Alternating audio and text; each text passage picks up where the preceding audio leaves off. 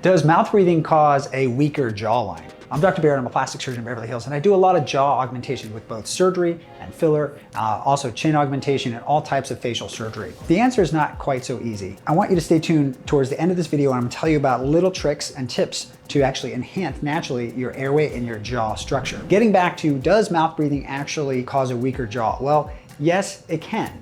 But there's a lot of other things that can as well. It's actually interesting. If you read the book Breath by James Nestor, it's a must read. And it goes into a lot of details about the importance of nasal breathing and what it does to your airway. There's a Native American tribe that recommends never to breathe through the mouth, only to exhale at times. And so much so that when they catch their babies breathing, they actually push their mouths closed so they're forced to breathe through their nose. If you think about it, it makes a lot of sense because our nose actually has a better way to kind of warm the air and humidify the air before it hits our lungs.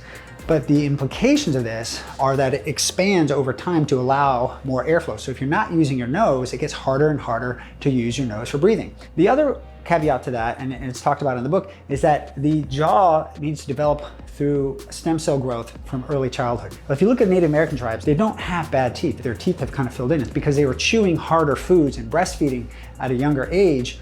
If you really want to help your children have a really strong and defined jaw, try the best you can to do breastfeeding and then give them chewable foods, okay, things that they have to chew on like bones, hard food that they actually have to work on to stimulate those jaw muscles, okay?